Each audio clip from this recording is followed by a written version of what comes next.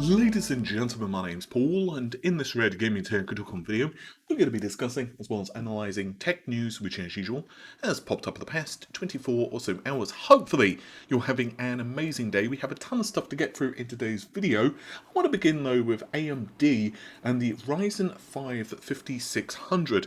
The 5600X is going to launch on the 5th of November and will cost a princely sum of $299 US and retains the same core and thread count as the 3600, albeit of course with much higher performance thanks to clock speed increases as well as general architecture improvements.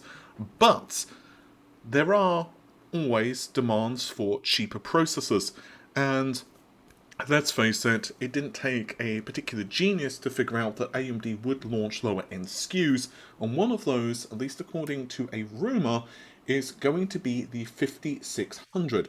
Again, it almost certainly will have 6 cores and 12 threads. It's very unlikely AMD would change that, but the price is apparently going to be significantly cheaper, $80 US cheaper than the 5600X, which makes this processor a really nice potential upgrade for someone who's rocking, let's just say, a 3600 or something like that.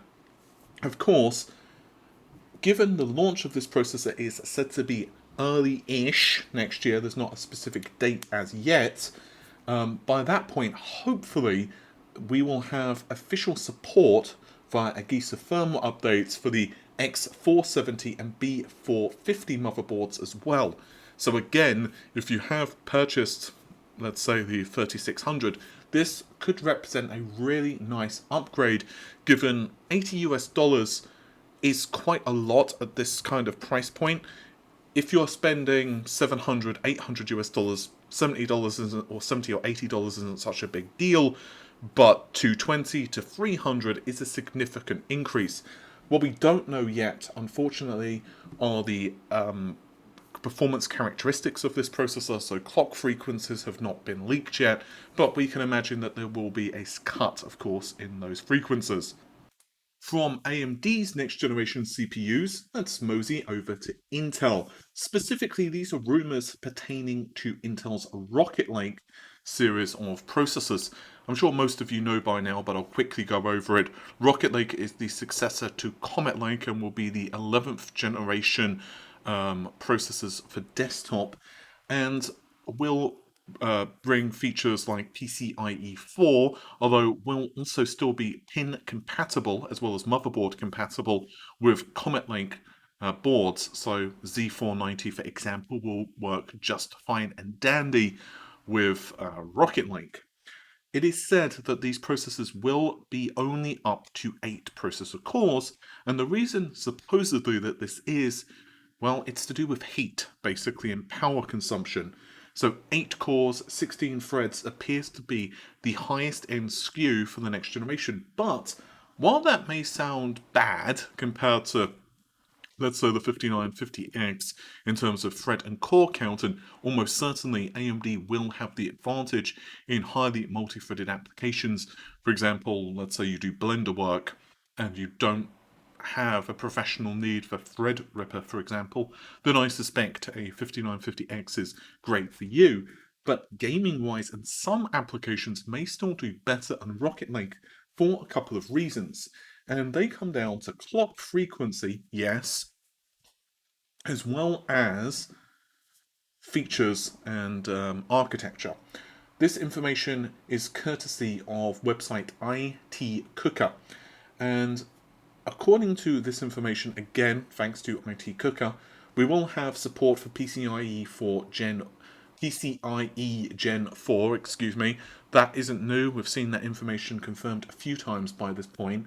AVX 512 is apparently supported by these processors, but while that is true, it can run, quote, really hot.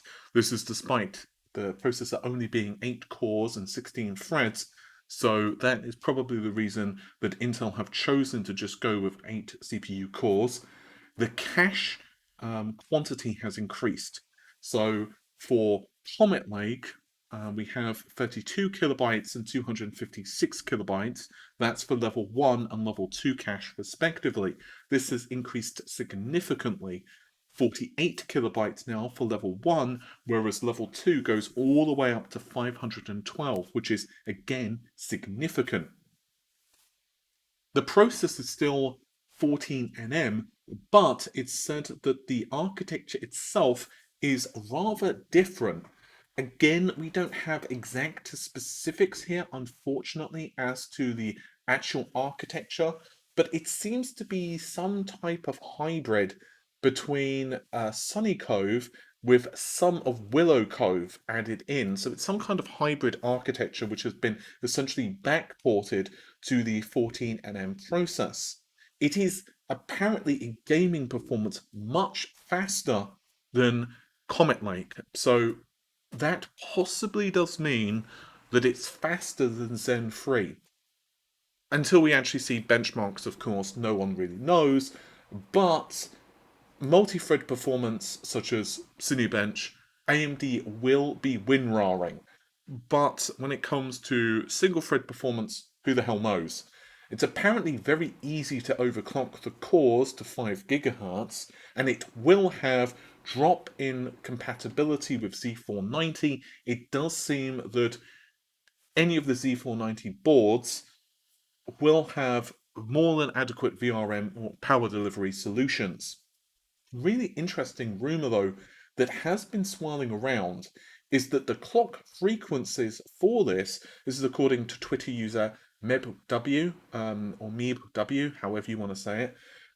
They believe that the performance of these chips could actually be quite impressive because you can actually crank the performance up to 5.4.5 gigahertz. That's what it's kind of unclear at the moment whether that's overclocking or whether that's turbo frequency. That's actually kind of bonkers. It's 200 megahertz higher than what you can get out of a 10900K. And yeah, um, what's also kind of weird about this, and I have to admit, this one's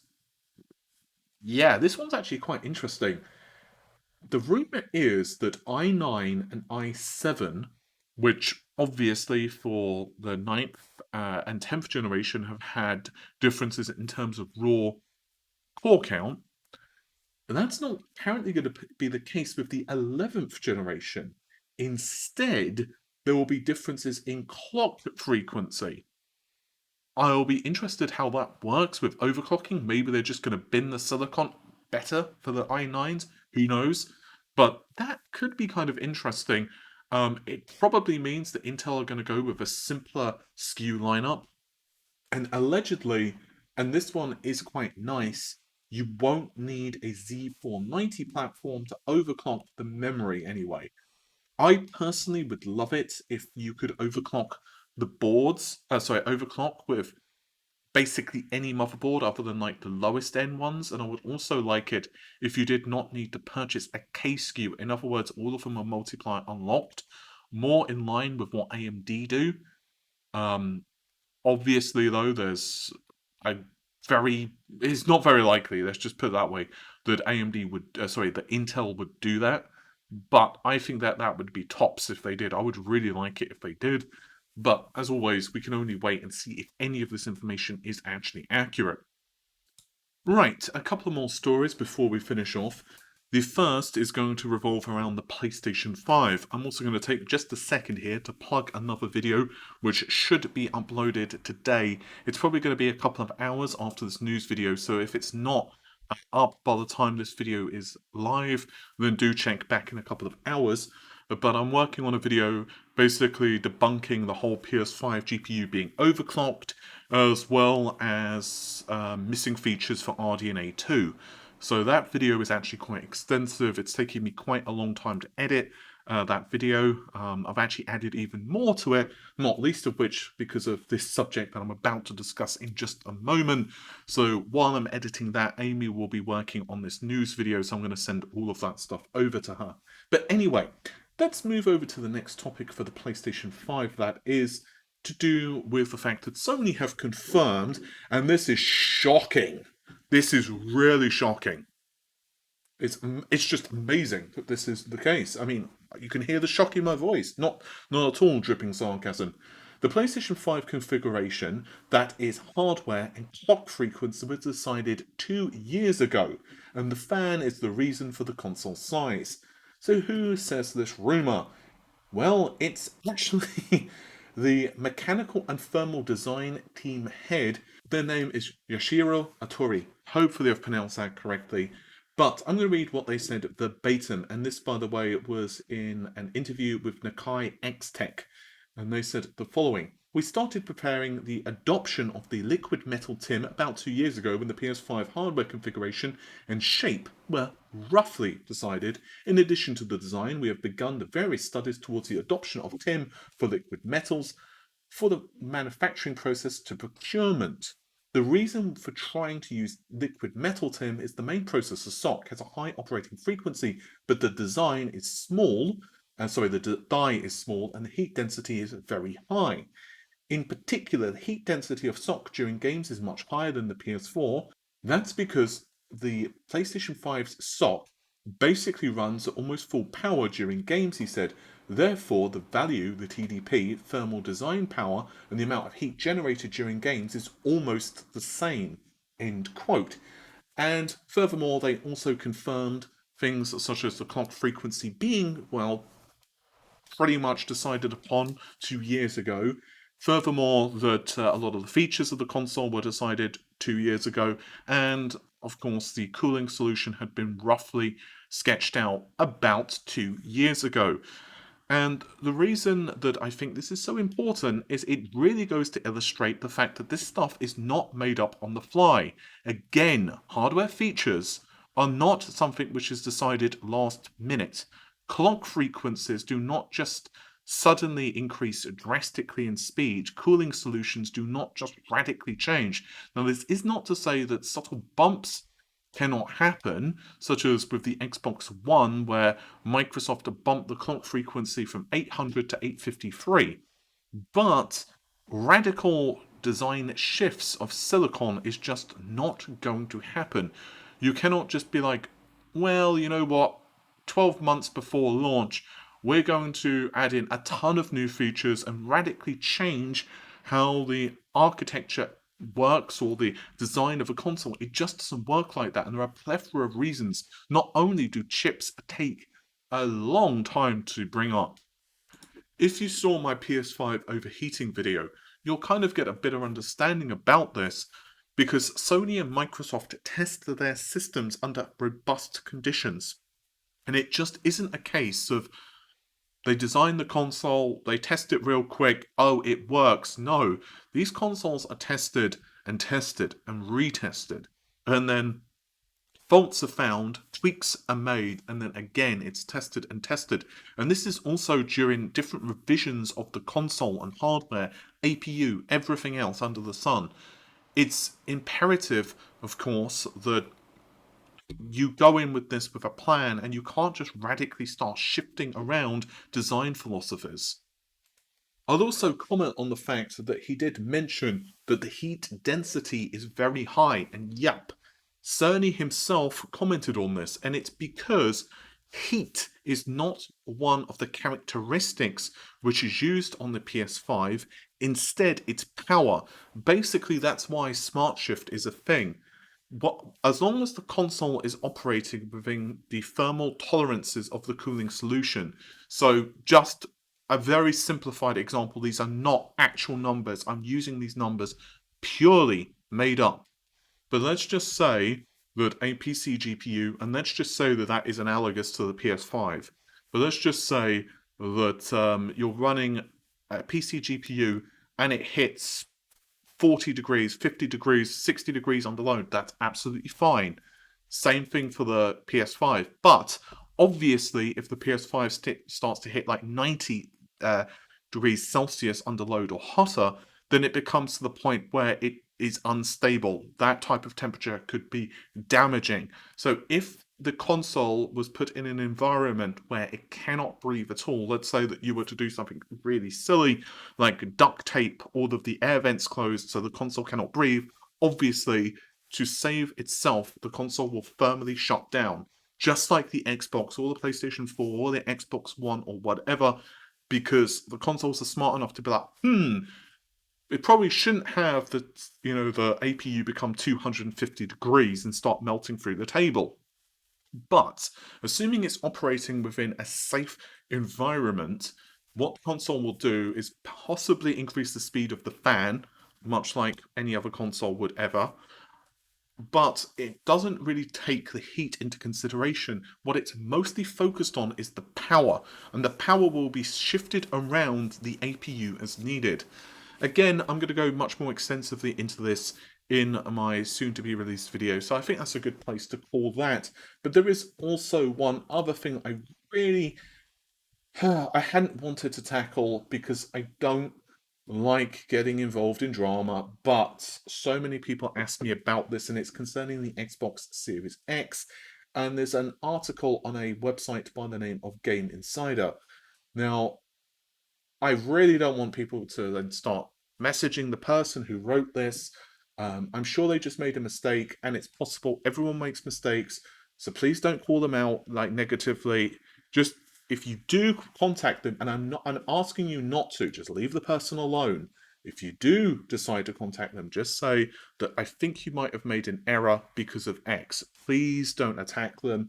I'm just bringing this to attention because I'm getting so many messages about it.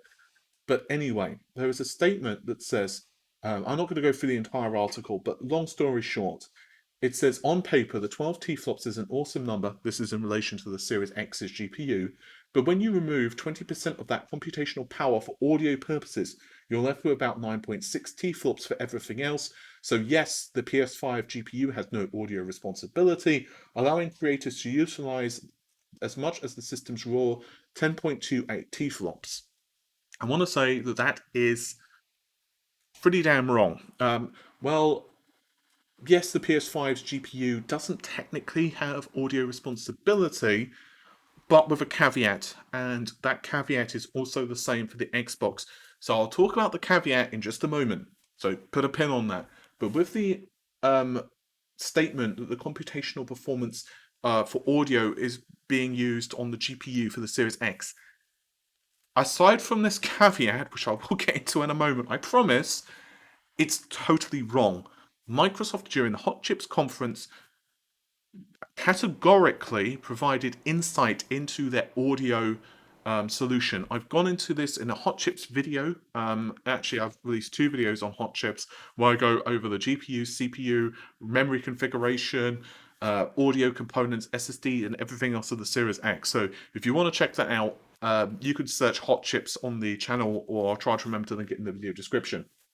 Long story short, Microsoft have an audio solution on the Series X. And the purpose of that audio solution, just like Sony have an audio solution for the PS5, theirs is the Tempest engine, which is basically a modified version of a compute unit. Theirs basically uses DMA, direct memory access, and doesn't have onboard caches, and it's there to, well, process audio.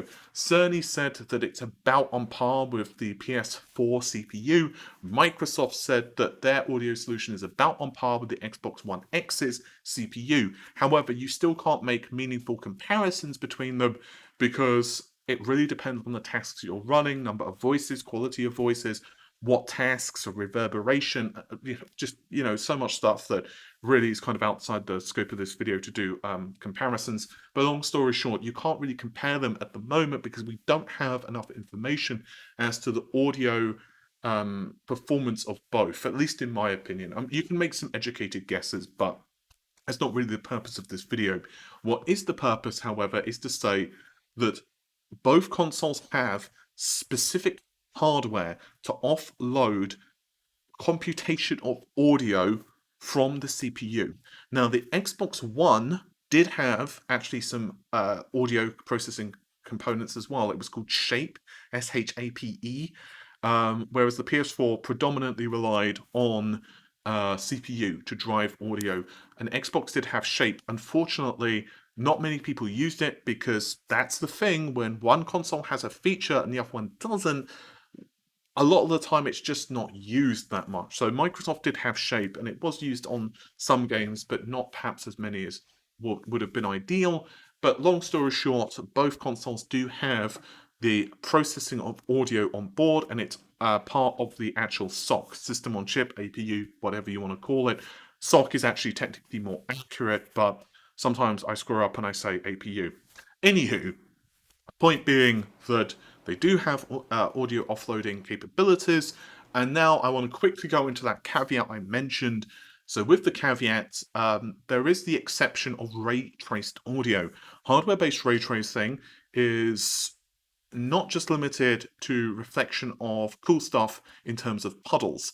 Another thing that it does is quite simply to allow you to ray trace a crap ton of stuff. I've actually gone into this rather extensively, actually, in a recent interview with Kronos Group, who create Vulkan. So you can check out an interview with Neil Trevitt that I uploaded recently. He and I were discussing ray tracing. It was revolving around the Vulkan API, but ultimately much of this does, well, reflects on consoles as well. But long story short, with ray tracing, you can use ray tracing for obviously improvement in rendering of visuals such as lighting and shadows, but ray tracing can also be used for things such as improving the AI of NPCs. So, for example, they would have a better understanding of the environment.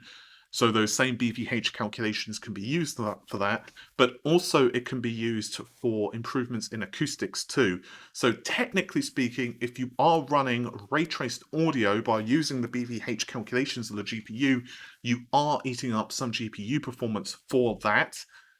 But that's the only caveat. So only if you're doing ray traced audio would this become a thing.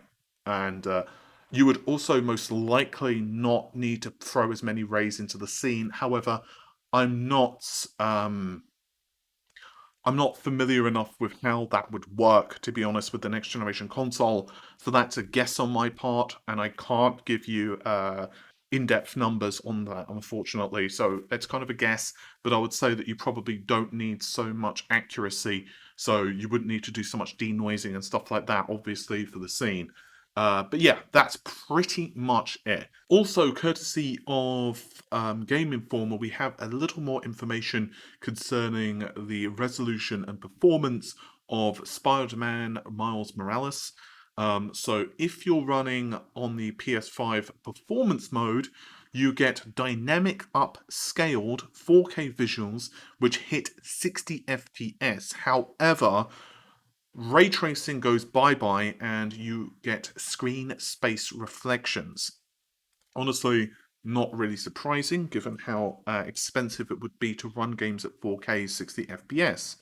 However, if you're running in fidelity mode, then you half the frame rate, so it's just 30 FPS, and you are rendering at true 4K, so it's not upsampling. And of course, you also get hardware-based ray tracing. I'll also say that it's interesting that they mentioned dynamic upscaled 4K visuals. I'm gonna guess that they actually mean upsampled with that statement.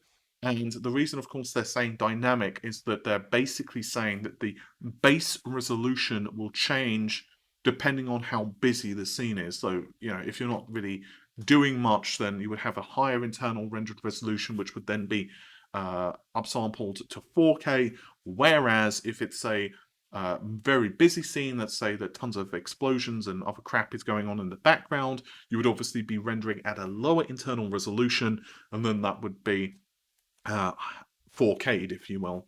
I do think that the PS5 uses a very similar method to the Xbox in terms of upsampling. That is lower precision operations on the GPU. But whether this is the method which is being used here for PS5's Miles Morales, or whether it's something different that Sony are employing here, with the PS4 they used FP16 or half precision floating point operations, which of course you might also know it as rapid packed math. They used that quite a bit on upsampling, I think, for the PS4. And they also had PS4 Pro, excuse me, and they also had kind of other stuff to facilitate checkerboard rendering. So it could be something like that as well, which is being employed here. But yeah, that's just guesses on my part because unfortunately they don't go into those technical details on how upsampling is accomplished. Hopefully you have enjoyed the video. The normal stuff if you did, like, share, of course, and thanks to everyone who has actually subscribed to the channel. We've hit over 82,000 subscribers now, which is um a lot, to be honest. That's kind of crazy. So thanks to everyone who has subscribed, and well, I'm going to see you soon. Take care of yourselves. Bye for now.